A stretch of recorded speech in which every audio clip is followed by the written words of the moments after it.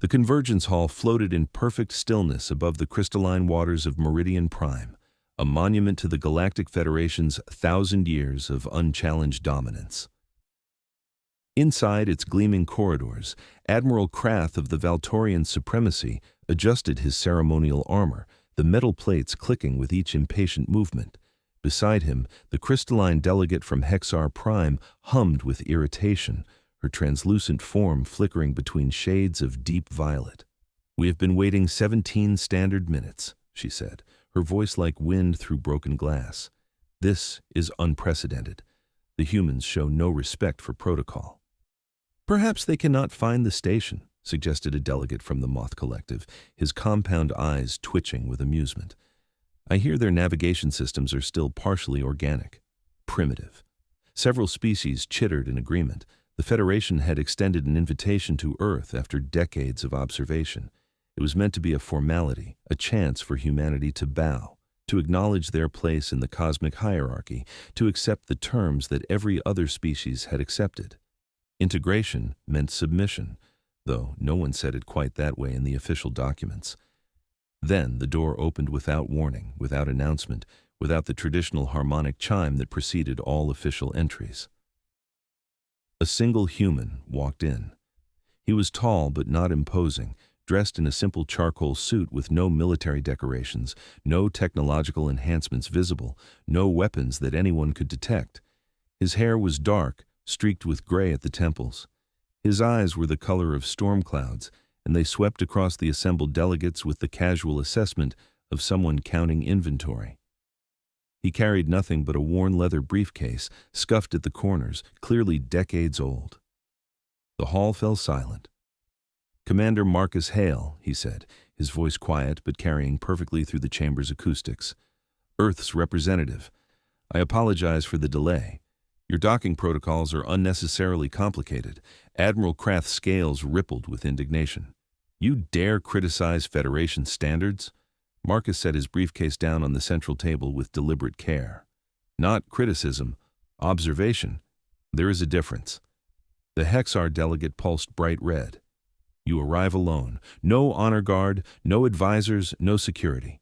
Do you not understand the magnitude of this assembly?" "I understand perfectly," Marcus replied, removing a simple datapad from his briefcase. "That is why I came alone. Less paperwork when things go badly." "When things go badly," repeated a delegate from the Saurian Compact, his triple jaws spreading in what might have been a smile. "You speak as though you expect conflict." Marcus looked up, meeting the delegate's gaze without flinching. "I speak as someone who has read your integration treaties. 17 clauses that strip sovereignty, 23 that appropriate resources, 41 that establish permanent Federation oversight." He paused. "You call it integration. I call it colonization with better grammar." The chamber erupted. Voices overlapped in a dozen languages, translators struggling to keep pace with the outrage.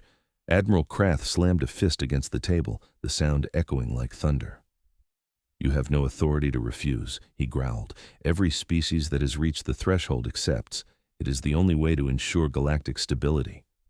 "Stability for whom?" Marcus asked calmly, closing his datapad. "The last 3 species that integrated saw their homeworlds turned into mining operations within a generation. Their governments dissolved, their cultures archived as historical curiosities." "Lies," hissed the Moth delegate. Marcus reached into his briefcase again and placed a small holographic projector on the table. With a single touch, images filled the air.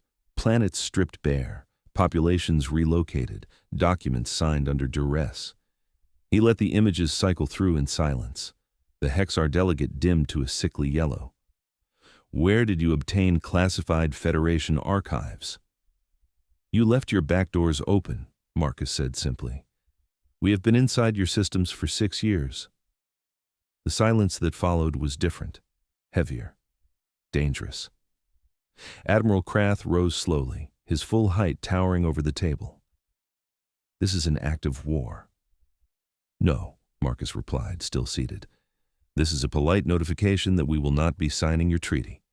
What you do with that information is your choice." The Saurian delegate leaned forward. You cannot stand against the Federation. Your military is fractured. Your technology decades behind ours. Your species has barely left its own solar system. All true, Marcus agreed, which is why we will not be fighting you conventionally. Then how? Demanded Krath. Marcus stood now, slowly, and something about the way he moved made several delegates instinctively step back, the way predators move when they have already decided to strike. You assume war means fleets and explosions. That is your first mistake. War is about making your enemy unable to continue. There are many ways to accomplish that. The crystalline delegate pulsed. You threaten the Federation with sabotage, terrorism.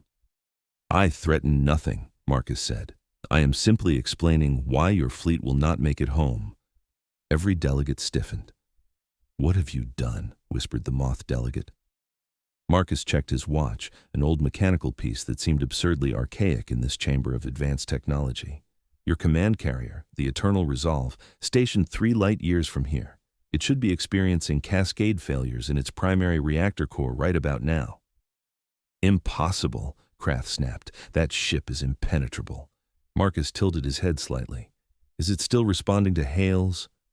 Krath activated his personal communication device. The screen remained blank. He tried again. Nothing. His scales shifted from crimson to pale gray. What did you do? He breathed.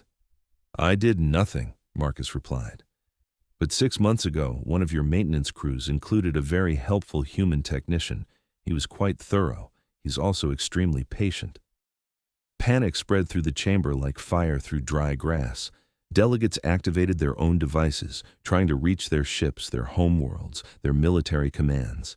Half the signals failed. The other half reported anomalies, system glitches, unexplained malfunctions. This is an act of genocide, the Hexar delegate shrieked.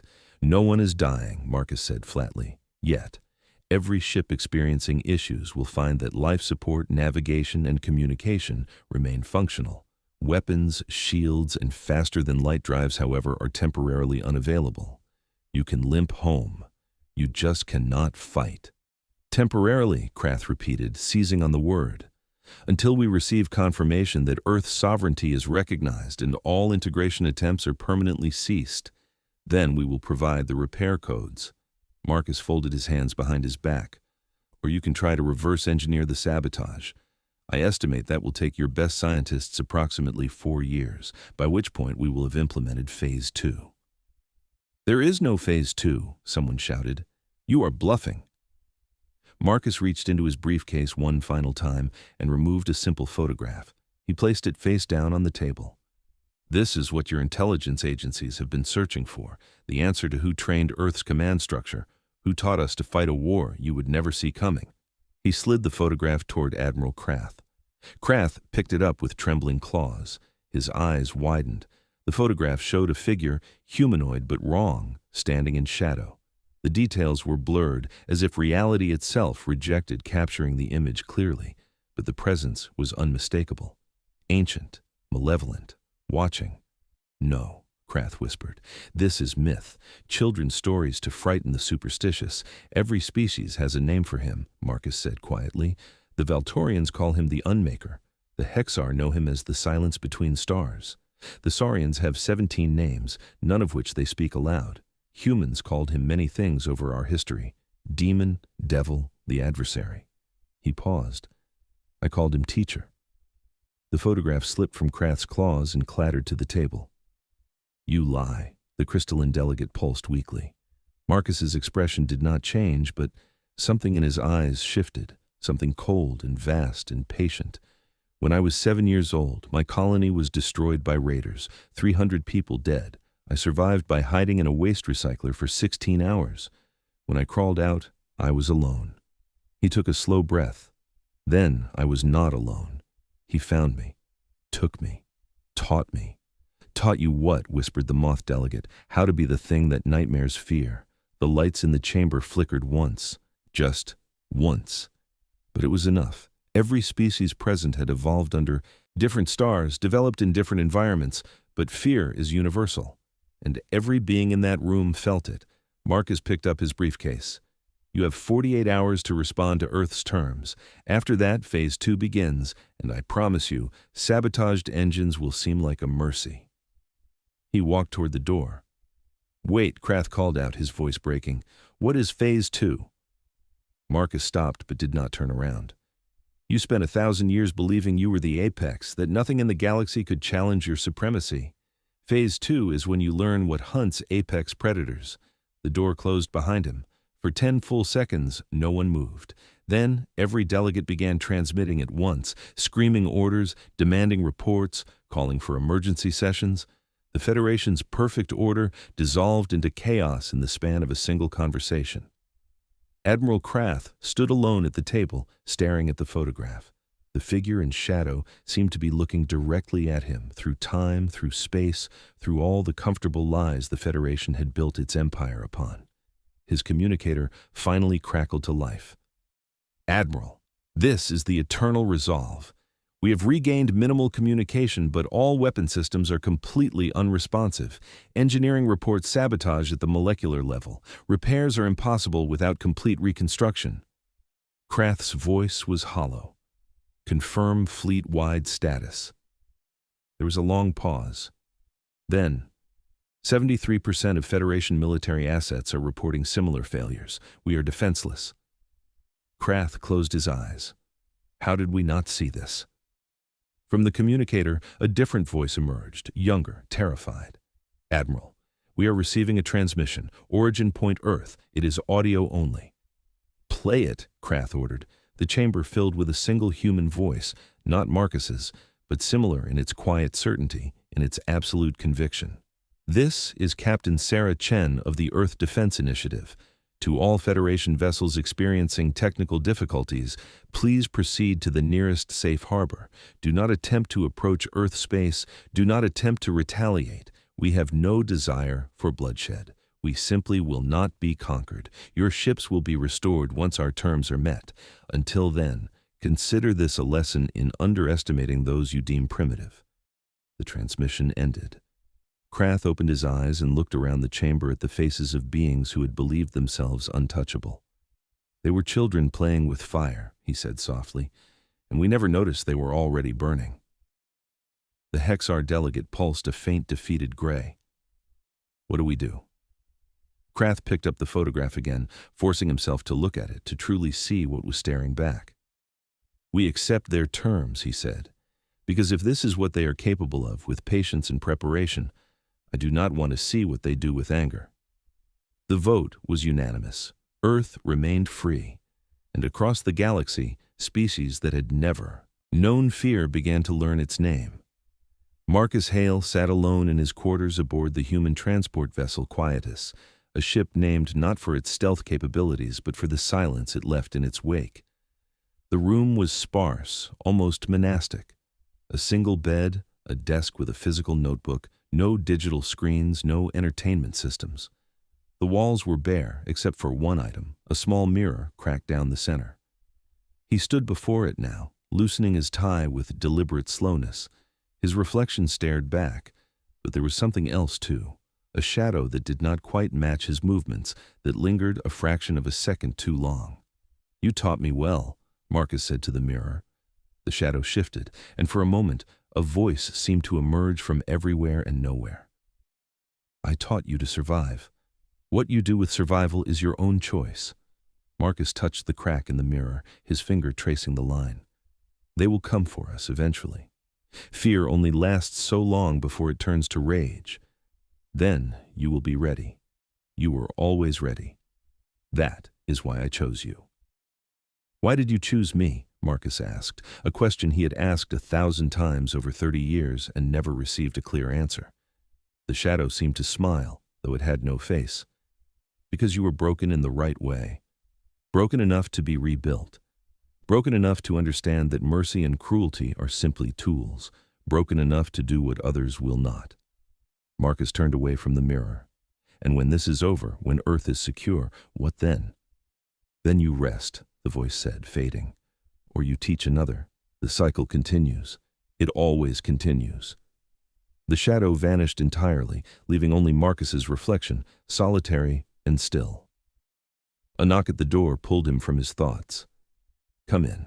Captain Sarah Chen entered, still wearing her uniform, her expression unreadable. "The Federation Council has transmitted their acceptance. All terms met. They are withdrawing integration protocols for Earth and 3 other species they had targeted." Marcus nodded. "Casualties?" "None. Some minor injuries during evacuation procedures, but nothing critical." "Good." He turned to face her fully. "How are the crews?" Shaken, proud, terrified. Chen folded her arms. "They are asking questions about you, about how one man walked into a room full of the galaxy's most powerful beings and walked out with everything we needed." "What are you telling them?" "The truth. That you are very good at your job." She hesitated. "But they want to know about the photograph, about the figure you showed the Admiral." Marcus moved to his desk and opened a drawer, pulling out the same photograph. He handed it to Chen.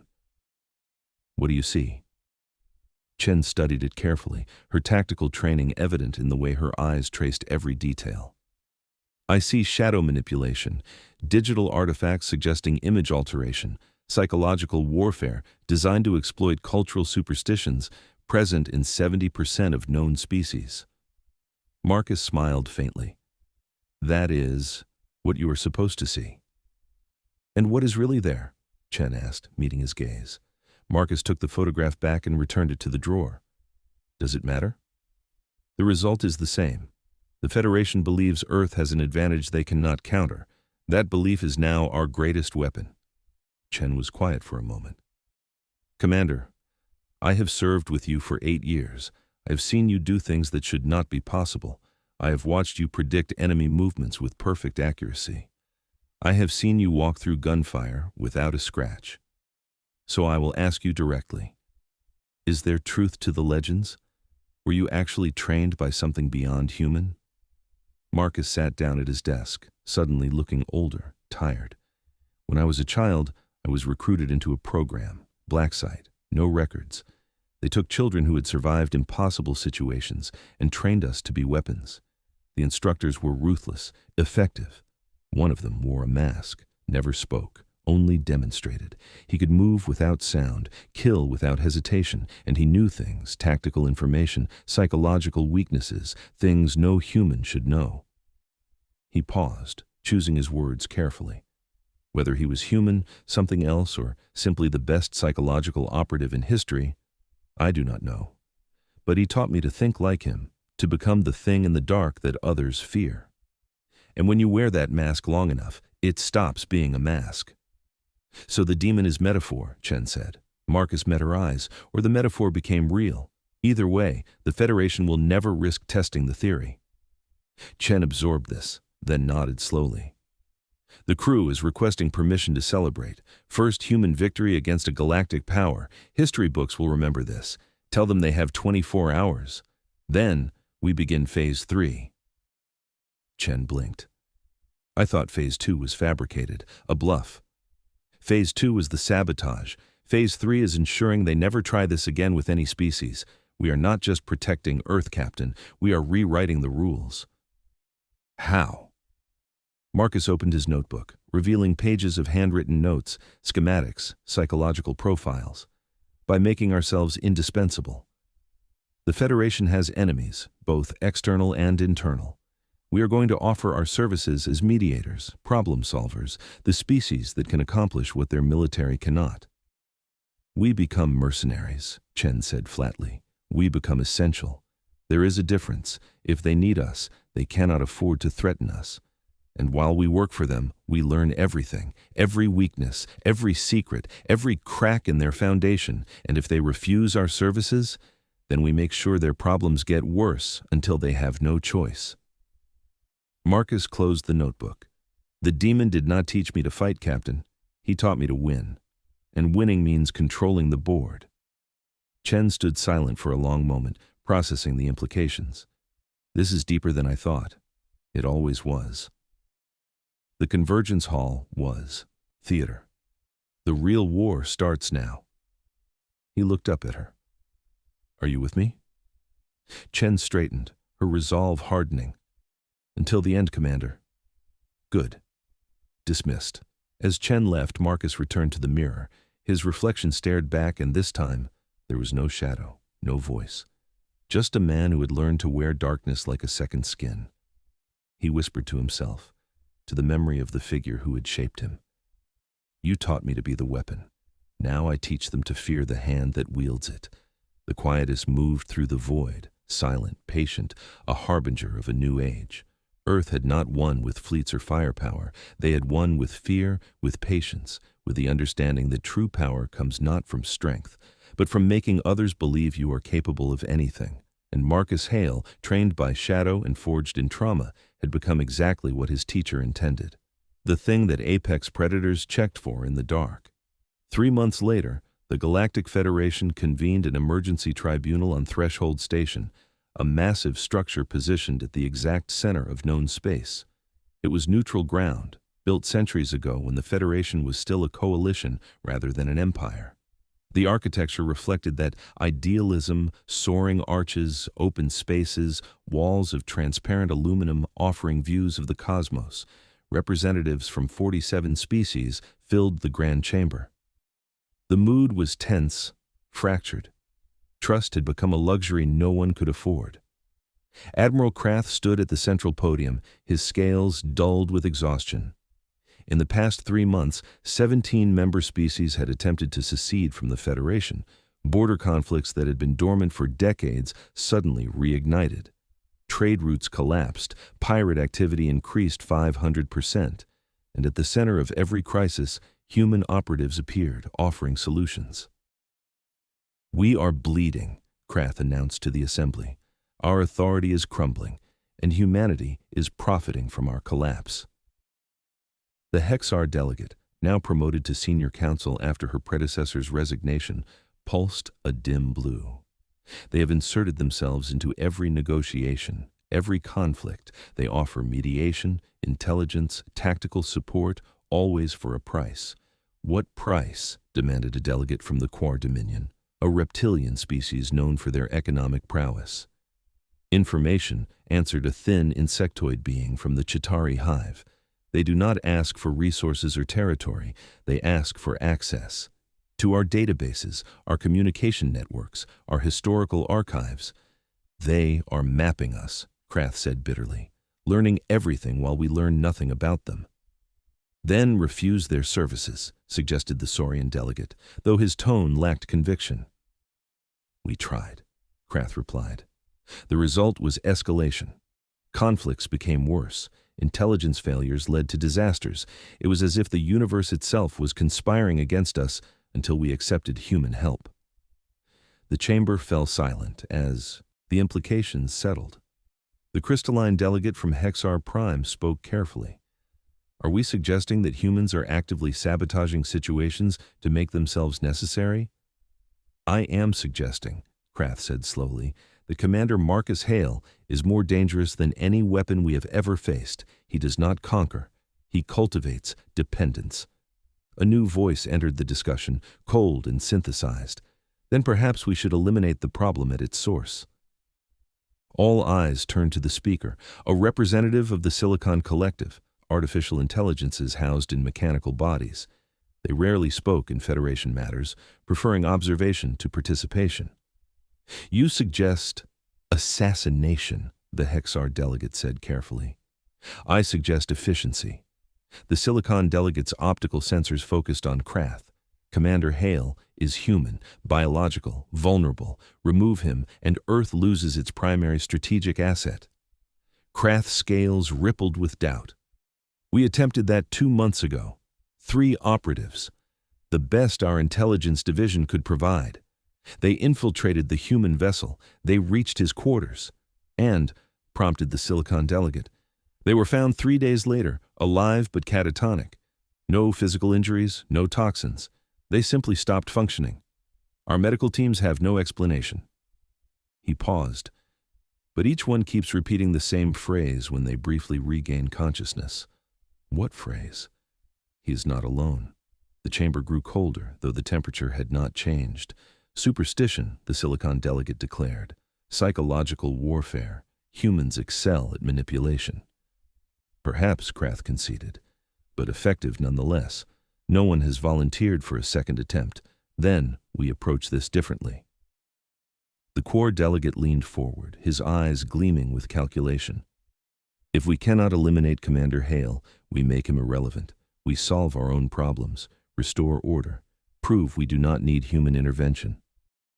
And how do you propose we do that? Asked the Hexar delegate, when every attempt at restoration has failed.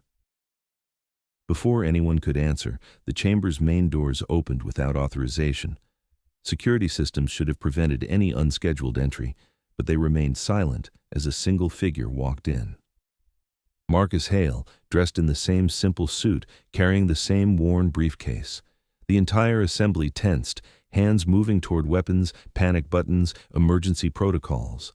Marcus stopped at the center of the chamber, directly beneath the grand oculus that displayed the slowly rotating galaxy. "This is a closed session," Krath said, his voice strained. "You have no authority to be here." Marcus set his briefcase down. "I know. Your security is improving. It took me almost 6 minutes to bypass your new protocols." The Silicon delegate's voice crackled with static. "You admit to infiltration. That is grounds for immediate detention." Marcus looked at the artificial being with something approaching curiosity. "Are your threat assessment, subroutines functioning properly? You just suggested detaining me in a room full of delegates whose safety depends on my cooperation."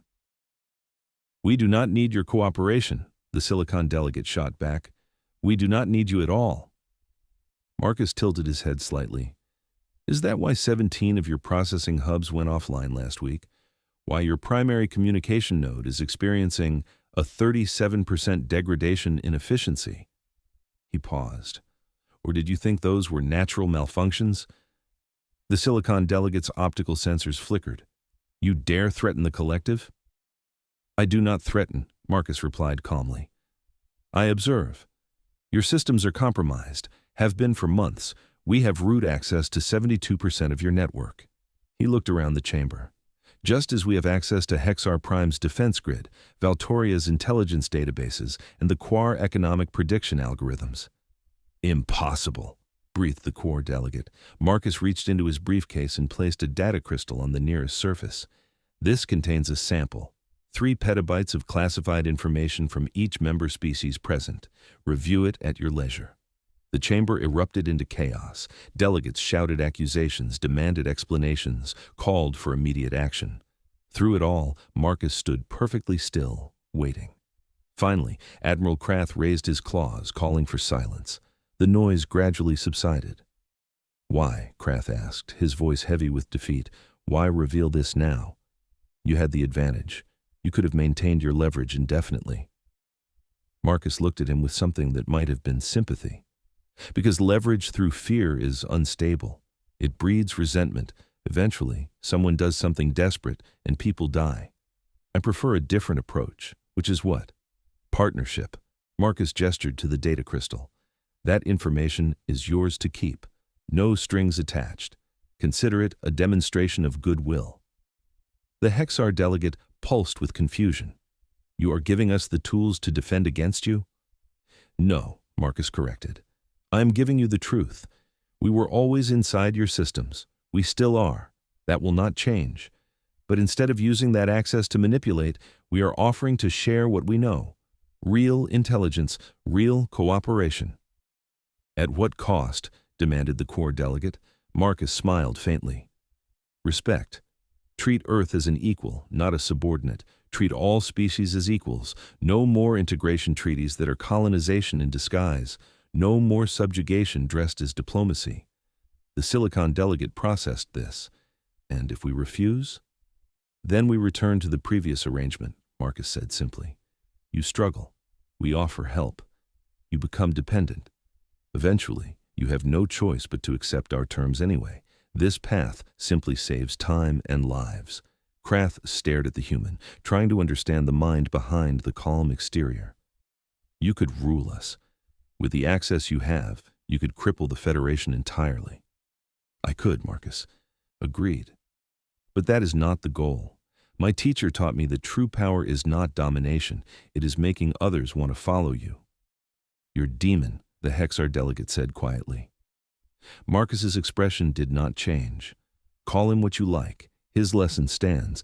Fear creates enemies. Respect creates allies. I prefer allies. There was a long silence as delegates communicated with their home governments, as the implications were calculated, as the galaxy's power structure fundamentally shifted in the space of a single conversation. Finally, Krath spoke. What are your terms? Marcus pulled a single sheet of paper from his briefcase, actual paper, and placed it on the podium. Simple. Earth receives full membership in the Federation, with veto power on any integration attempts toward non-member species. In exchange, we share intelligence, provide tactical consultation, and work to stabilize existing conflicts. Veto power, the core delegate repeated. That is extraordinary authority for a species so new to galactic politics. Consider it insurance, Marcus replied. We will not allow what nearly happened to us to happen to others. He paused. Also, we want access to the Forbidden Archives. The chamber went absolutely silent. The Forbidden Archives were a legend, a repository of knowledge collected over millennia, containing information deemed too dangerous for general access. Weapons designs, extinct species final warnings, cosmic anomalies that defied explanation. That is not negotiable, Krath said flatly. Then we have a problem. Marcus's tone did not change, but something in his posture shifted. Because I know the archives exist. I know they are located in a dimensional pocket beneath this very station, and I know they contain information about the being who trained me. Every delegate froze. You seek knowledge about your own teacher, the Silicon delegate asked. I seek to understand what I was made into. Marcus's voice carried an edge now, the first crack in his perfect composure. He taught me to be a weapon. I need to know if there is more to the story, if there were others like me, if there is a way to stop being what he made me. The honesty was startling, unexpected. For the first time, Marcus Hale appeared vulnerable, human in a way that made him simultaneously more relatable and more terrifying. Krath exchanged glances with the other senior delegates. A wordless conversation passed between them, weighing risks, calculating outcomes. The archives are dangerous, Krath finally said. What you find there may not bring peace. I know, Marcus replied, but I need to know. Another long pause. Then Krath nodded slowly. You will have access, limited, supervised, and only after the treaty is signed. Marcus extended his hand, a human gesture of agreement. The Admiral hesitated, then reached forward and clasped it. The treaty was ratified within the week. Earth became not just a member of the Galactic Federation, but its unofficial guardian, the species that others came to. When problems seemed unsolvable, when fear threatened to overwhelm reason, and Marcus Hale, trained by shadow and forged in darkness, became something unexpected. Not a conqueror, not a destroyer, a bridge between what was and what could be. But deep in his quarters, standing before the cracked mirror, he whispered to the shadow that no longer appeared. Did you plan this? Was this always the goal? The silence offered no answers, only the reflection of a man trying to be more than the weapon he had been made. The Forbidden Archives existed in a space that defied conventional physics, not underground, not hidden, but folded into a dimensional pocket where time moved differently and the laws of reality were more flexible. Accessing it required passing through a gateway that only activated when the entire Federation Council granted unanimous permission. Marcus stood before that gateway now, 3 months after the treaty signing, wearing not his usual suit, but simple combat fatigues. No weapons, no technology beyond a flashlight. The archives did not permit advanced devices, a security measure against those who might try to steal rather than learn. Beside him stood Admiral Krath, who had volunteered to be his supervisor, though both knew it was more about witnessing than guarding.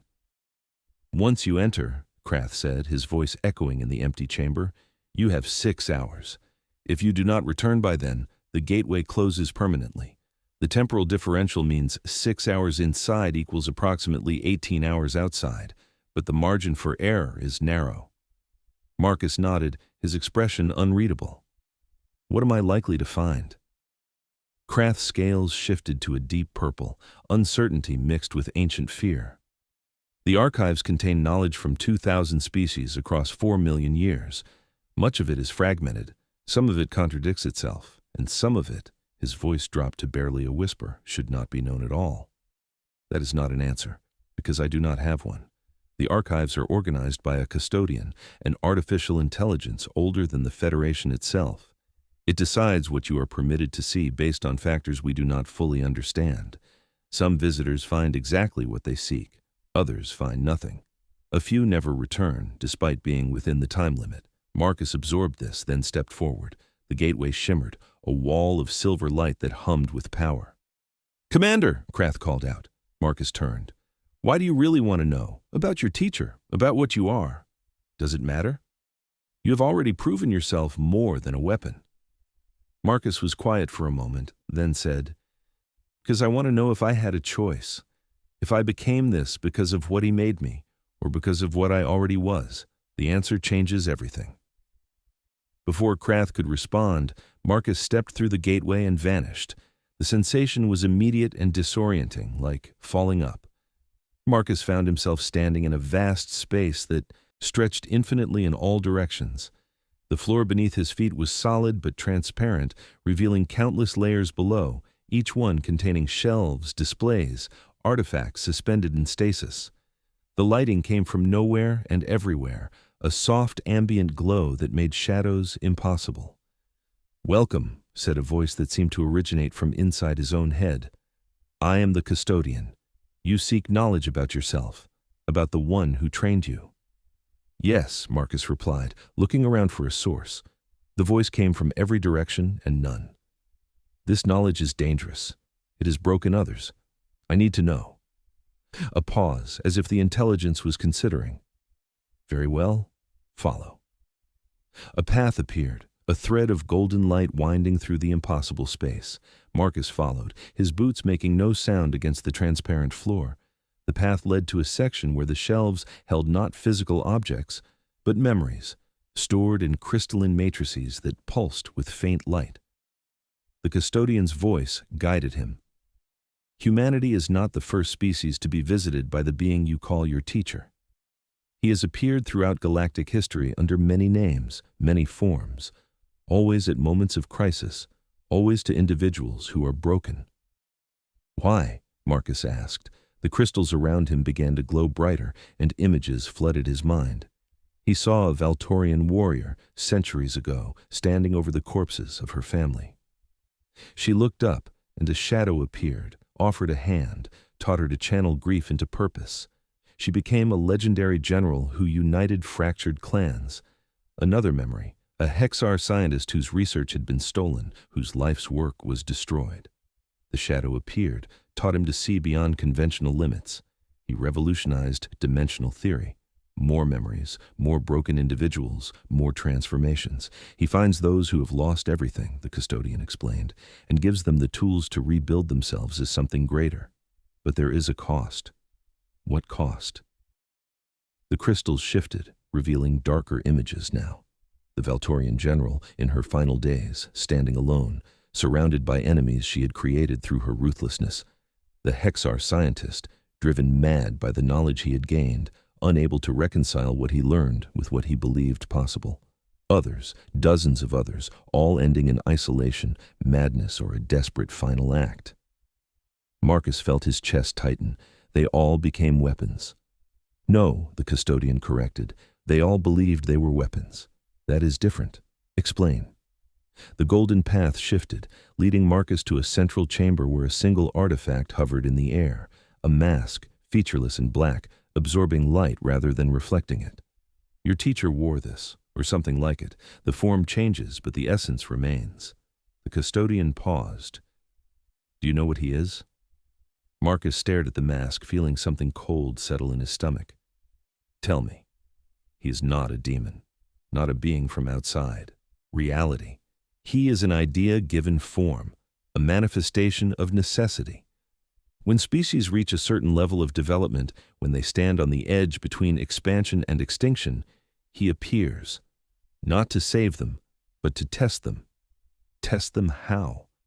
By creating individuals who embody both the best and worst of their species, individuals who can lead through brilliance but also destroy through ruthlessness.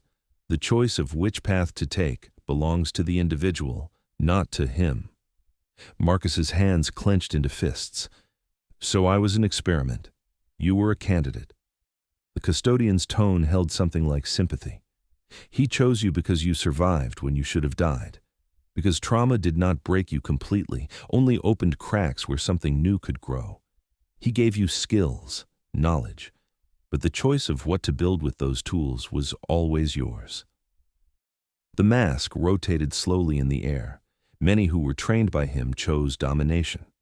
They believed the only way to prevent future suffering was through absolute control. They became tyrants, believing themselves saviors. And the others? A few chose differently. They used what they learned to protect and to guide, to ensure others would not suffer as they had.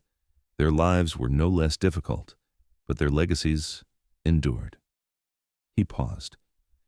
You stand at that crossroads now, Commander Hale. Marcus stepped closer to the mask. If I take this, if I wear it, what happens? You become what he is, a guardian, a tester, a shadow that finds the broken and offers them a choice. But you will also lose what remains of your humanity. You will exist outside normal time, outside normal life. You will watch species rise and fall. You will train others as you were trained, and you will be alone. Forever? Until you find someone worthy of taking your place, or until you decide the cycle should end.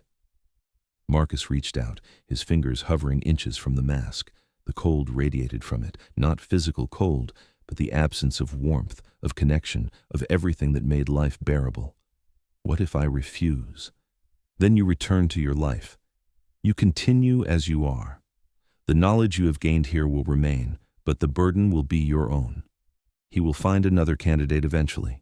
The cycle continues with or without you. Marcus's hand trembled. All those people he trained. Did they know? Did they understand what they were becoming? Some did. Some refused the mask when offered. They lived out their lives, often in quiet obscurity, their potential unfulfilled, but their humanity intact. Others took it willingly, believing themselves strong enough to bear the weight. A few succeeded. Most did not. How many succeeded? In 4 million years, across 2,000 species? The custodian was quiet for a moment. 3. Marcus lowered his hand. That is a hell of a failure rate. The burden of being necessary is the heaviest of all. To watch, to wait, to train others to be what you are, knowing they will suffer as you did. It requires either profound compassion or complete detachment. Most lose themselves trying to maintain both. Marcus turned away from the mask. I did not come here to become him. I came here to understand him, to know if I had a choice. And now you know. Yes. Marcus started walking back toward the golden path. I had a choice. I still have a choice. And I choose to be more than a weapon, more than a test, more than a shadow. The custodian's voice followed him.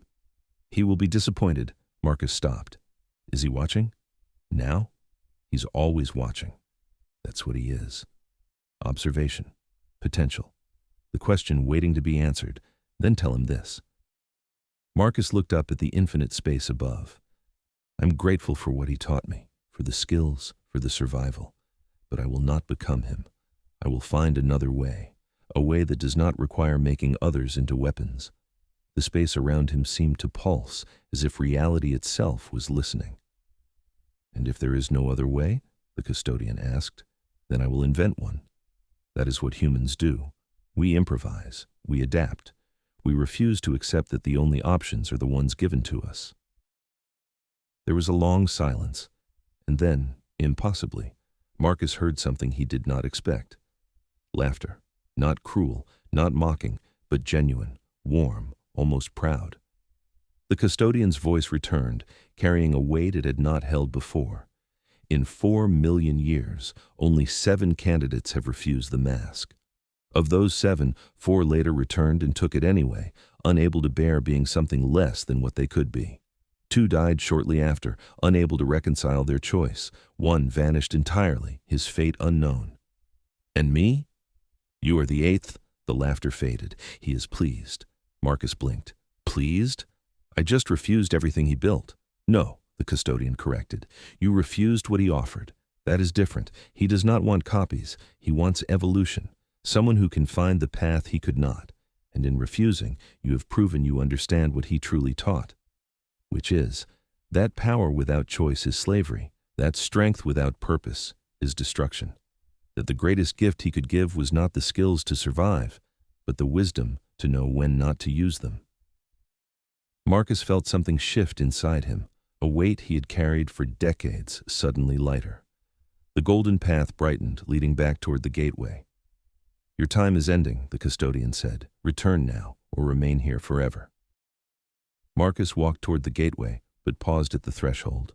One more question. Ask. Will he come for me again? The custodian's voice was soft. He never left. Marcus stepped through the gateway and back into reality, where Admiral Krath waited, scales tense with worry. You were gone for 5 hours and 53 minutes, Krath said. Did you find what you needed? Marcus looked at him, and for the first time in years, he smiled genuinely. Yes, he said. I found out I'm not what I feared I was. Which was? Inevitable. Krath did not understand, but he nodded anyway. Marcus walked past him, back toward the transport that would take him home, back to Earth, back to the life he had chosen to build rather than the destiny he had been offered. Behind him, in the empty chamber, the gateway closed, and in the space between moments, in the shadow that existed only when no one was looking, a figure without form watched and waited. The test was not over. It had only just begun. 6 months after Marcus Hale returned from the Forbidden Archives, Earth established its first diplomatic compound on Threshold Station. The facility was modest by Federation standards, a series of interconnected modules that prioritized function over grandeur. But within those walls, humanity conducted the work that would reshape galactic politics. Captain Sarah Chen stood in the operations center, reviewing intelligence reports from 17 different sectors. The data flowed across holographic displays, patterns emerging that only trained analysts could recognize. She had been promoted to Director of Strategic Intelligence, a position that made her the second most influential human in Federation space. The first, of course, remained Marcus Hale, though he had quietly stepped back from direct negotiations, preferring to work through intermediaries. Director Chen, a young analyst, called out, "We have movement in the outer reaches. 3 unidentified vessels just entered restricted space near the Veil Nebula." Chen's attention sharpened. Configuration: unknown. They are not broadcasting identification, and their energy signatures do not match any known species. This was unusual. In 6 months of operation, humanity's intelligence network had cataloged every major faction, every pirate group, every rogue element in known space. Unknown vessels were rare and almost always dangerous. "Alert Commander Hale," Chen ordered, "and put me through to Federation Defense Command." Within minutes, Marcus arrived, his appearance as understated as always. He studied the data in silence, his eyes tracking the trajectories, the approach vectors, the deliberate nature of the intrusion. "They are not lost," he said quietly. "This is reconnaissance." "For what?" Chen asked. Marcus zoomed in on the Veil Nebula, a region of space notorious for sensor interference and spatial anomalies. The Federation maintains 3 research stations in that sector, all focused on dimensional studies. You think they are after the research? I think they are testing our response time. Marcus straightened. How long before Federation ships arrive? Chen checked the tactical display. Nearest patrol is 40 minutes out. Too long. Marcus turned to the communications officer. Get me Captain Torres on the Quietus. The officer hesitated. Sir, the Quietus is officially listed as a civilian research vessel. We cannot deploy it without Federation approval. Marcus's expression did not change. Then it is fortunate that Captain Torres enjoys independent research. Highly coincidental that his current project takes him to the Veil Nebula. Contact him. Within seconds, Captain Javier Torres appeared on screen, his weathered face breaking into a slight grin. Commander, I was just thinking about taking my ship out for a survey run. Any particular coordinates you would recommend? Marcus transmitted the data. Avoid direct engagement, observe and report. If they are hostile, withdraw immediately. Torres nodded. Understood. Quietus out. The channel closed, and Chen looked at Marcus with carefully controlled concern. We are operating outside protocols again. Protocols are written by people who have never been shot at, Marcus replied. If those vessels are what I think they are, we need information now, not after committee review. And what do you think they are? Marcus was quiet for a moment, his gaze distant. Something we were warned about, something the Federation has been too arrogant to believe could exist. Before Chen could press further, Admiral Krath's image appeared on the main display, clearly disturbed. Commander Hale, we have detected your vessel moving toward the intrusion point. This is Federation jurisdiction. With respect, Admiral, your nearest ship is 40 minutes away. Mine is 8 minutes away. If these unknowns are hostile, we will have intelligence before your forces arrive. Krath's scales rippled with frustration. You presume too much. I presume the Federation values results over procedure. Marcus's tone remained calm. Besides, we both know the Veil Nebula makes your sensors unreliable. The Quietus is equipped with human-designed adaptive arrays. We will see what you cannot. The Admiral clearly wanted to argue, but pragmatism won. 8 minutes. Then you withdraw and let our military handle it. Agreed. The channel closed. Chen crossed her arms. You know he will resent this. He will resent failure more. Marcus returned his attention to the displays. And if I am right about what is out there, we just bought him time to prepare. Aboard the Quietus, Captain Torres guided his ship through the nebula's interference with practiced ease. The vessel was small, built for speed and stealth rather than combat. Its crew numbered only 12, all former military, all loyal to Marcus without question. Contact in 90 seconds, the sensor officer reported. Still no identification. Energy readings are off the scale. Whatever they are using for propulsion, it is not fusion or antimatter. Torres leaned forward in his command chair. Combat stations, defensive posture only. And someone please tell me we have a clear exit route.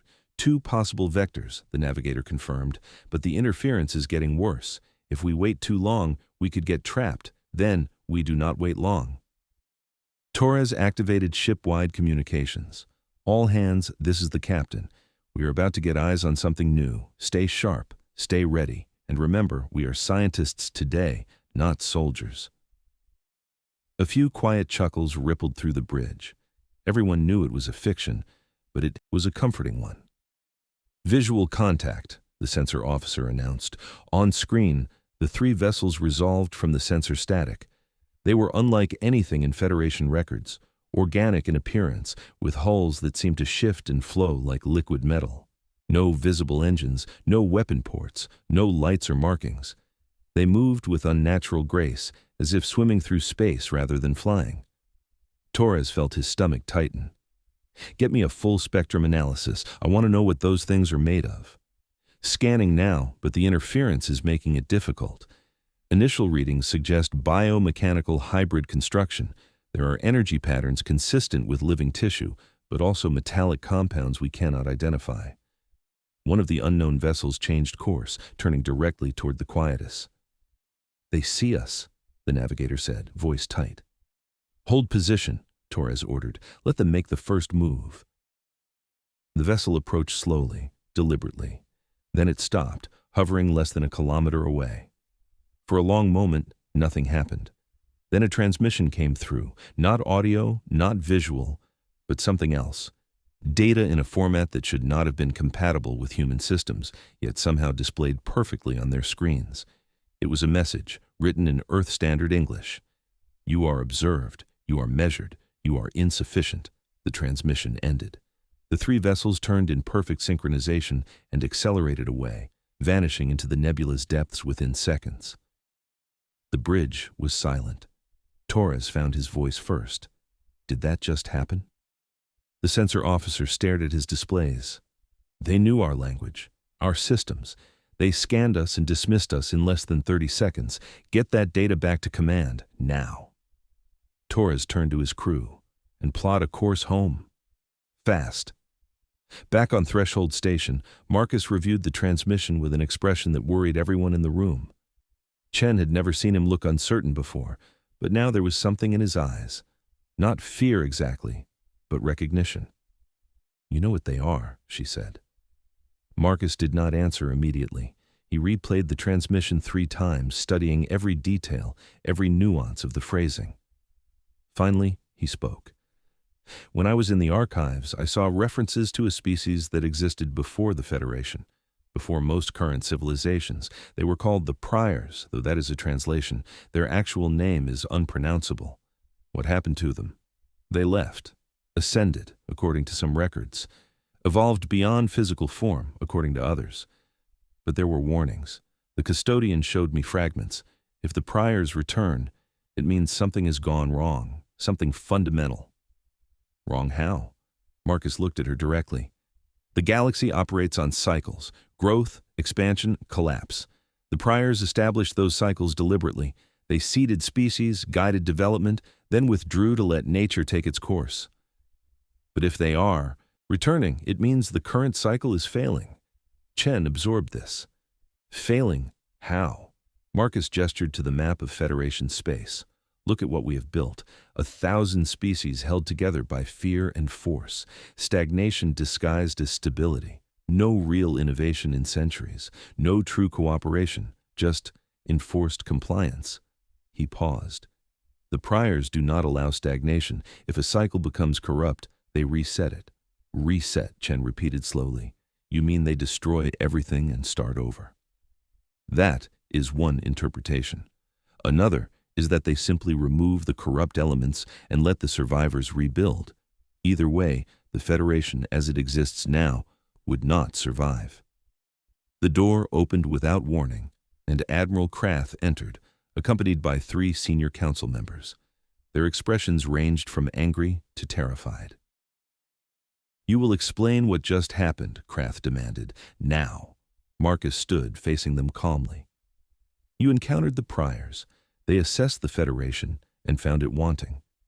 The Hexar delegate pulsed a violent orange. Impossible. The Priors are myth. Children's stories. Myths based on recorded history, Marcus corrected. The archives contain extensive documentation. The Priors exist. They have always existed. And now they are paying attention again. One of the council members, a Quar economist, stepped forward. If what you say is true, what do they want? Marcus was quiet for a moment. To decide if we deserve to continue. The room erupted into arguments, denials, demands for proof. Marcus let them shout, waiting until exhaustion brought silence. Then he said simply, Uri, I recommend we prepare for evaluation. Krath's scales had gone pale. How does one prepare for judgment by gods? They are not gods, Marcus replied. They are engineers, and engineers evaluate based on function. The question is simple. Is the galaxy better with the Federation or without it? And how do we answer that? The Hexar delegate asked. By proving we can change, that we can evolve, that we deserve another chance. Change how? Krath demanded. Marcus met his gaze. By becoming what you claim to be. A true federation of equals, not an empire in disguise. The implications hung in the air like a blade. You ask us to dismantle everything we have built, the Quar delegate said. I ask you to build something better, Marcus corrected, before the Priors do it for you. Krath looked at the other council members, seeing his own fear reflected in their faces. And if we refuse, then I suggest you make peace with whatever comes after death, because the Priors do not negotiate, they evaluate, and they act. The council withdrew to deliberate, leaving Marcus and Chen alone in the operations center. Chen waited until she was certain they were not being monitored, then said quietly, You are gambling with the entire galaxy. Marcus nodded. Yes. And if you are wrong? If the Priors are not interested in reform? If they simply want to destroy? Then we fight. Chen blinked. Fight gods? Engineers, Marcus. Corrected with the faintest smile. And engineers build systems with weaknesses. Nothing is perfect, not even the Priors. You sound confident. I sound experienced. He turned to the window, looking out at the stars. My teacher taught me that every system has a flaw. Every opponent has a weakness. The key is patience, observation, waiting for the right moment to act. And if that moment never comes, then we make it come. That is what being human means. Chen studied him, this man who had been forged in shadow and trained by something beyond comprehension, who now stood as the galaxy's unlikely guardian. "Do you ever regret it?" she asked, refusing the mask, choosing to stay human. Marcus was quiet for a long time. Then he said, "Every day. Being human is harder, messier. There are no clear answers, no absolute certainty, but it is real. And I would rather struggle with reality than exist comfortably in shadow." Chen nodded slowly. "Then I guess we had better figure out how to save reality." Marcus turned back to the displays, where data from the prior encounter continued to stream in. "We have approximately 6 months before they return. Maybe less. In that time, we need to transform the Federation from an empire into something worth preserving. That is impossible. Probably. But we are going to try anyway." And thus began the most desperate gamble in galactic history. Not a war of weapons, but a war of transformation. Not a fight for territory, but a fight for the right to exist, and at the center of it all, a human trained by demons who chose to believe that even the damned could earn redemption, if they were willing to change. The Federation Council convened an emergency session exactly 8 hours after the prior encounter. The Grand Chamber, usually filled with political posturing and calculated displays of power, was now thick with genuine fear. Every delegate understood what Marcus had explained. The priors were not invaders to be repelled, they were arbiters, and the verdict might already be decided. Admiral Krath stood at the central podium, his scales shifting through colors that betrayed his emotional state. "We have confirmed Commander Hale's information through our own archives. The priors are real. Their pattern is consistent across documented history. They appeared during periods of civilizational stagnation and force change through catastrophic intervention." "How catastrophic?" a delegate asked. Krath activated a holographic display.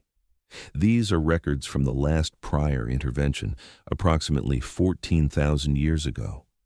The dominant species at that time was the Corthian dominance, a highly advanced civilization that had conquered 2/3 of known space. The display showed flourishing worlds, massive fleets, cities that stretched across continents. Then it showed what came after: empty space, dead worlds, silence. In a span of 3 months, the Corthian dominance ceased to exist. No survivors, no remnants, only archaeological evidence that they had ever been here at all." The chamber was silent. "The priors do not negotiate," Krath continued. "They do not issue warnings. They evaluate, and if a civilization is found deficient, they erase it with absolute efficiency." "Then we are already dead," someone whispered. "Not necessarily." Marcus's voice cut through the despair. He had entered quietly, taking a position at the edge of the assembly rather than the center. "If the priors intended immediate destruction, we would already be gone. The fact that they withdrew means we are being given time. Time to prove ourselves." "Prove what?" The Hexar delegate pulsed weakly. "That we can evolve." Marcus stepped forward. The Corthian dominance fell because they were stagnant. They conquered but did not grow. They expanded but did not innovate. They ruled through force and never questioned if there was a better way. He looked around the chamber. "Does that sound familiar?" Admiral Krath's mandibles clicked in irritation. "You compare the Federation to a failed empire?" "I compare the Federation to every empire that has ever failed." Marcus's tone was not accusatory, simply factual. "You have rules that strangle innovation, hierarchies that prevent cooperation between species. You measure success by control rather than progress. From the prior's perspective, you are no different than the Corthians." The Quar delegate leaned forward, his calculating mind already working through implications. Then, what would satisfy them? What constitutes evolution in their evaluation? Marcus pulled up a different set of data, information extracted from the archives during his visit. The priors value 3 things above all else. First, genuine cooperation between species, not forced compliance. Second, innovation that pushes beyond established boundaries. Third, The ability to solve problems without resorting to violence is the primary tool. The chamber erupted in objections. "Impossible," shouted the Saurian delegate. "Different species have different needs, different values. True cooperation is a fantasy." "Is it?" Marcus's voice cut through the noise. "Humans and Valtorians have fundamentally different biologies, different cultures, different evolutionary paths. Yet on Threshold Station, we work together daily. We solve problems together. We innovate together." He paused. "The difference is choice. You do not work together because you choose to. You work together because you are forced to. The priors can see that difference." Krath's scales shifted to a deep purple. "You ask us to restructure the entire Federation in 6 months, to undo thousands of years of tradition and governance. It cannot be done." "Then we will fail," Marcus said simply, "and the priors will do what they have done before." A long silence followed. Finally, the Silicon Collective's representative spoke, its synthesized voice cutting through the tension. Query: if Commander Hale designed the restructuring, what would be the primary modifications? Marcus had clearly been prepared for this question. He activated a holographic blueprint that filled the chamber. First, dissolve the integration treaties. Every species maintains full sovereignty over their own worlds and systems. The Federation becomes a voluntary alliance, not an enforced empire. Chaos, Krath objected. Without central authority, member species will war with each other. Possibly, Marcus acknowledged, which is why the second change is mandatory. Establish a neutral arbitration council. Any conflict between species must be submitted for mediation before military action is permitted. This council would be composed of rotating members from different species with no permanent seats and no veto power. The Quar delegate nodded slowly. That could work, though it assumes species will honor the arbitration. Which brings us to the third change. Marcus highlighted a section of the blueprint. Create a Federation defense force that serves only to enforce arbitration decisions and protect against external threats. This force answers to the Council, not to individual species. It cannot be used for conquest or subjugation. You describe an idealistic dream, the Hexar delegate said, though her tone was less dismissive than before. I describe what the priors will accept as evolution, Marcus corrected. Whether it is idealistic or not is irrelevant. The question is whether it is possible. And the innovation component? The Silicon delegate asked. How do we prove we are pushing boundaries? Marcus smiled faintly. We already are. Human-Valtorian hybrid technology, Hexar dimensional theory combined with Quar economic modeling, Silicon collective intelligence merged with organic creativity. The tools exist. We simply need to stop hoarding them. Share our advantages? Krath's scales flared. That is strategic suicide, only if you view other species as enemies, Marcus replied. The priors do not value strength through dominance, they value strength through synthesis. The council debated for 6 hours. Objections were raised, scenarios were examined, fears were voiced. But gradually, impossibly, consensus began to form, not because every delegate believed in Marcus's vision, but because the alternative was extinction. When the vote was finally called, the measure passed with 72% approval. The Federation would restructure. Integration treaties would be dissolved. The Arbitration Council would be established. The Defense Force would be reformed. It was the most radical transformation in galactic history. And they had 6 months to make it work.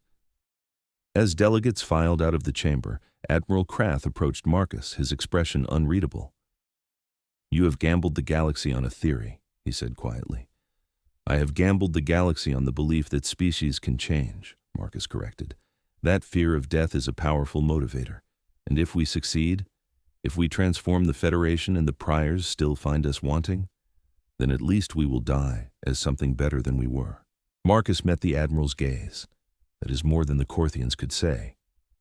Krath was silent for a moment, then extended his claw. I do not like you, Commander Hale, but I respect what you are trying to do. Marcus shook the offered claw. That is all I ask. As Krath departed, Captain Chen appeared at Marcus's side. The hard part comes next, she said quietly. Marcus nodded.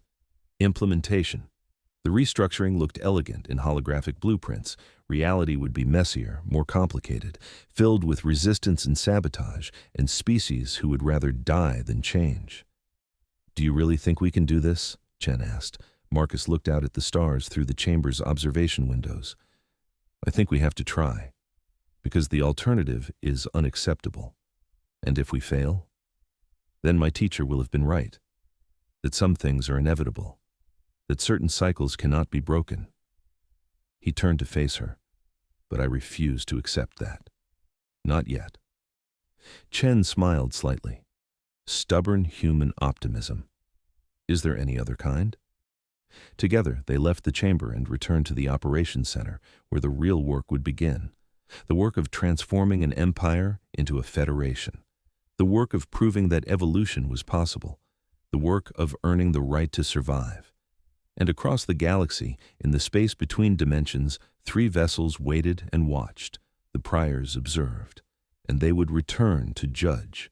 The countdown had begun. The first month of restructuring nearly tore the Federation apart. 17 species immediately withdrew their representatives, claiming the new structure was an affront to tradition. 4 border conflicts erupted when species realized integration enforcement was no longer guaranteed.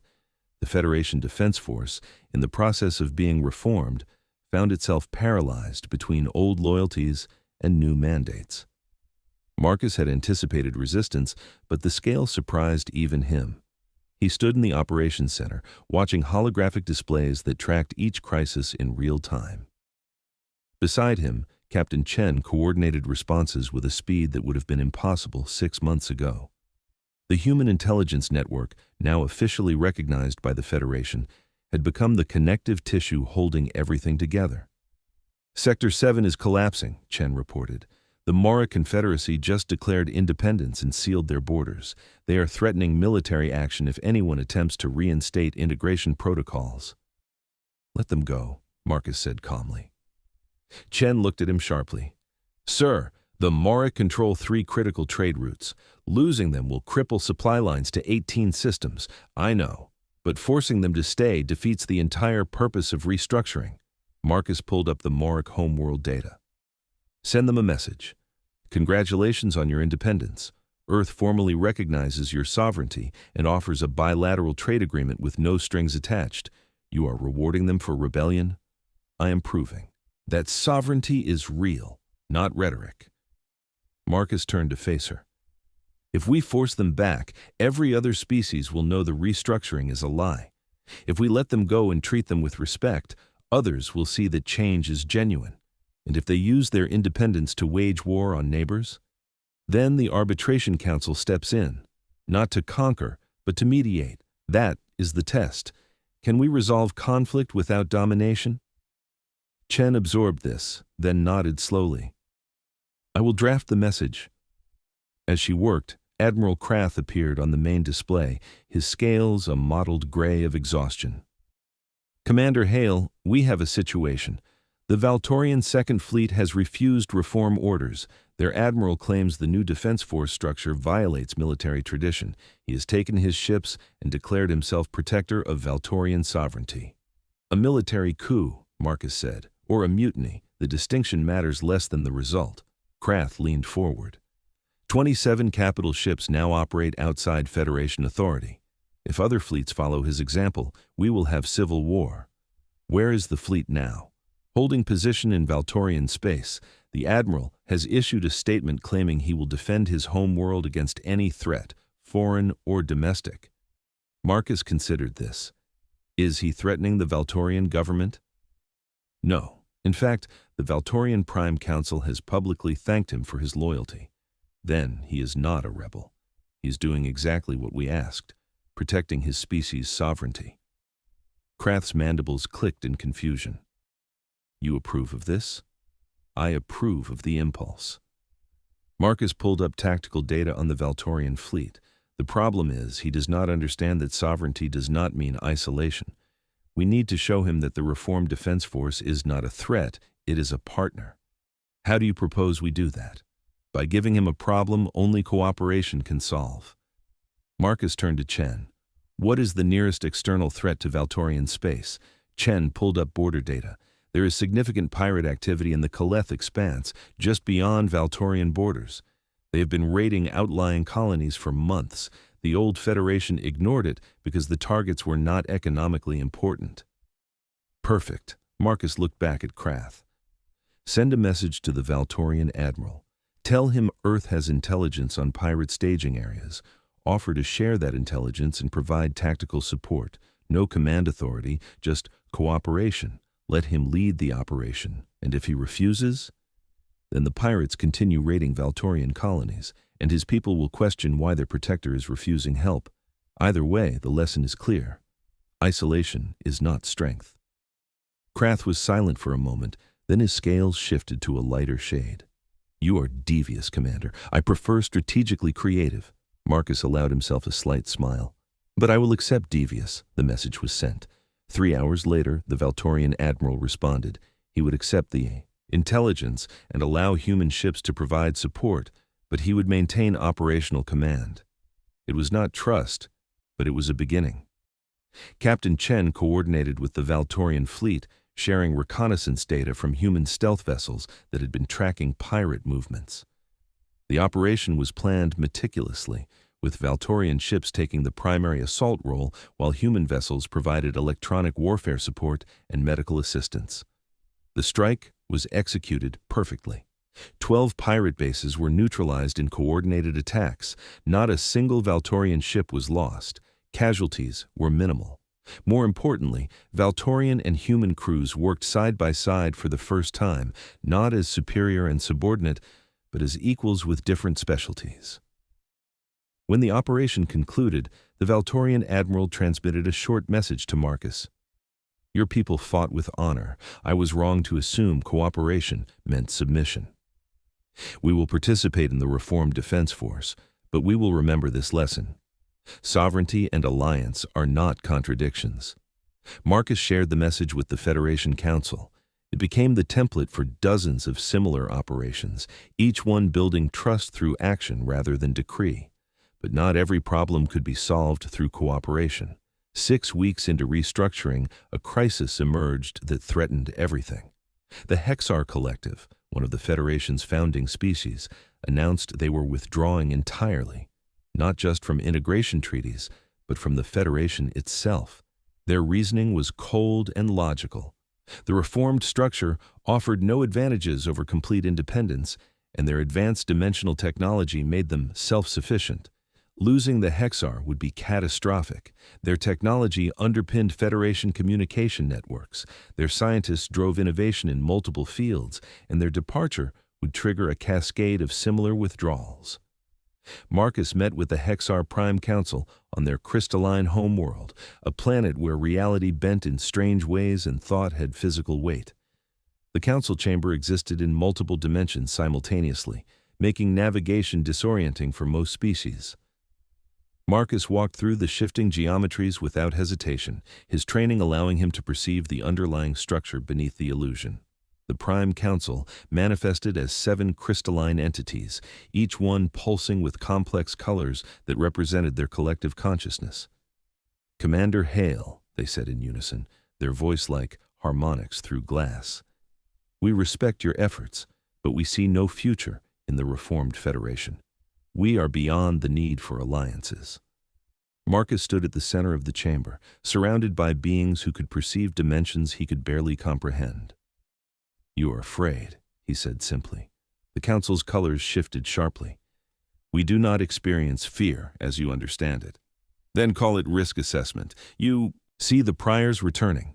You see the Federation restructuring, and you calculate that isolation is safer than participation.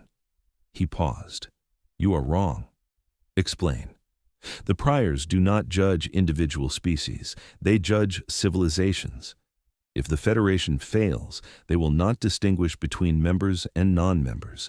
They will evaluate the galactic community as a whole. Your isolation will not protect you. The council was silent, their colors shifting through complex patterns that represented debate occurring faster than human thought could follow. Finally, they spoke again.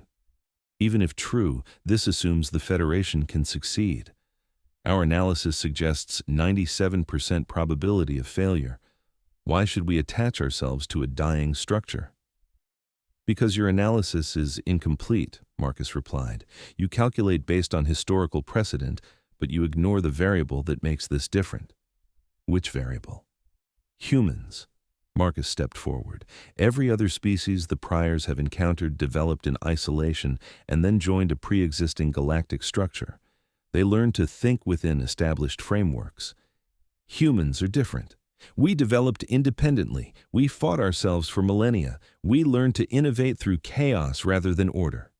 We do not think like you. This is your advantage. The Council's colors showed skepticism.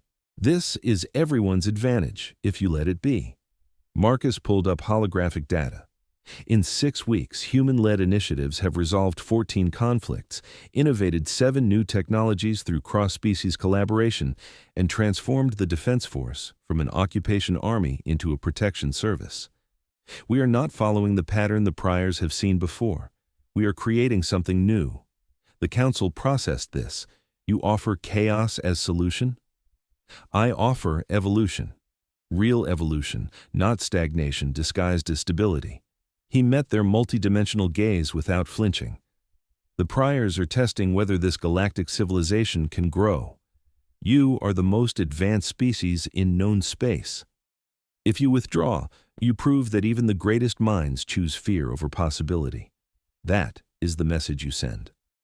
The Council's colors shifted again, faster now, more agitated. You manipulate us with appeals to ego. I appeal to truth. Marcus's voice was calm. You are better than this choice. You know it. The question is whether you have the courage to act on that knowledge. For a long moment, the chamber was silent. Then the Council spoke, their colors settling into a pattern Marcus had not seen before, something like determination. We will remain. Not because we trust the Federation, not because we believe in human exceptionalism, but because we are curious. We wish to see if you can prove us wrong. That is enough, Marcus said. Curiosity is how evolution begins. As he left the Hexar home world, Captain Chen contacted him on a secure channel. The Council just announced their continued membership, she said. How did you convince them? I told them they were afraid. Nothing motivates pride like being called a coward. Chen laughed quietly. You are definitely devious. Marcus smiled. The teacher would be proud. But even as small victories accumulated, Marcus knew time was running out. They had transformed structures, shifted policies, built new frameworks. But the priors would not judge them on organization charts. They would judge based on something deeper, something Marcus was not certain the galaxy possessed. 3 months into restructuring, he received a message that chilled him. The priors had returned to the Veil Nebula. This time, they were not alone. Marcus stood before the Federation Council with images from long-range sensors. The 3 prior vessels hovered in the nebula, but now they were surrounded by hundreds of smaller craft, each one built in the same organic style, each one carrying unknown weapons. It was not an evaluation fleet. It was an executioner's armada. They have made their decision, Krath said, his voice hollow. We have failed. No, Marcus replied, though his own certainty wavered. This is the final test. The Hexar delegate pulsed urgent red. They bring an invasion force. How is this a test? Because they could have destroyed us already, Marcus said. The fact that they are here, visible, giving us time to respond, means they are waiting for something. For what? The core delegate demanded. For us to prove we have changed, not through words or structures, but through action. Marcus turned to face the Council. They are giving us one chance to demonstrate evolution, one chance to show we can respond to an existential threat without reverting to the old patterns. Meaning what specifically? Meaning we do not meet them with weapons. We do not prepare for war. We go to them unarmed and we show them what we have built. The chamber erupted in objections. Every delegate screamed variations of the same argument: suicide, insanity, impossible. Marcus waited for the noise to fade, then spoke quietly. I will go alone if necessary. Admiral Krath stood abruptly. You cannot. If you die, we lose our only link to understanding the priors. Then come with me, Marcus said. Bring representatives from every species. Show them that the Federation is not one voice speaking for many, but many voices choosing to speak together. The Silicon delegates' optical sensors focused on Marcus. Probability of survival? Irrelevant, Marcus replied. Probability of survival if we do nothing is 0. This gives us a chance. The vote was called. It passed by a narrower margin than Marcus hoped, but it passed. Within 12 hours, a delegation ship launched from Threshold Station. It carried representatives from 30 species, including Admiral Krath, the Hexar Prime, the Quar Economic Minister, and Captain Sarah Chen. And at the front, unarmed and unarmored, stood Commander Marcus Hale. The ship approached the prior armada slowly, broadcasting peaceful intent in every language. Every frequency, every method of communication known to galactic civilization. There was no response. As they entered the nebula, sensors began to fail. Navigation became guesswork. Several delegates suggested turning back. Marcus refused. "We go forward," he said, "until they stop us or until we reach them." The ship continued deeper into the cloud of stellar gas and ancient light. Then, suddenly, the interference cleared. They found themselves surrounded, prior vessels on all sides, hundreds of them, close enough to touch. The organic hulls pulsed with light that seemed alive, aware, judging. Then a transmission came through, not words, but pure information downloaded directly into their ship's computers and, impossibly, into the minds of every delegate present. Images flooded their consciousness, the history of the galaxy, the rise and fall of civilizations, the Corthian dominance at its height, then its destruction. Other species, other empires, all following the same pattern: growth, stagnation, collapse. Then they saw themselves, the Federation as the priors perceived it, a structure built on fear, maintained through force, evolving toward the same inevitable end. But then the images shifted. They saw the past 3 months through prior eyes, the restructuring, the conflicts resolved through cooperation instead of conquest, the Valtorian fleet learning to work with others, the Hexar choosing curiosity over isolation, species that had been enemies for centuries finding common ground, small changes, fragile progress, but change nonetheless.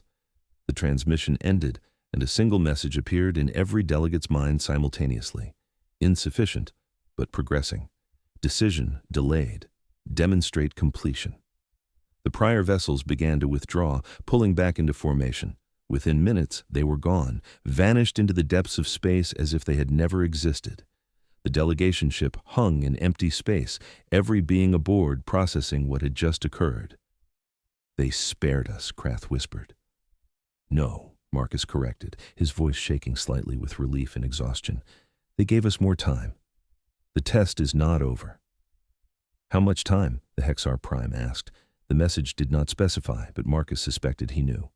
"Until we complete the transformation, until every species in the Federation has embraced the new structure, until cooperation is not policy but reality." "That could take years," Chen said. "Then we have years." Marcus looked at the assembled delegates, seeing fear transform into determination. The priors are patient. The question is whether we are committed. Admiral Krath's scales shifted through colors Marcus had never seen before, something like hope mixed with resolve. "Then we continue," the Admiral said. "We finish what we started." The ship turned and began the journey home. Behind them, in the space where the priors had been, a single organic vessel remained, watching, waiting, recording. The test continued. And the galaxy, for the first time in its long history, had a chance to evolve beyond the cycle, if they could find the courage to truly change.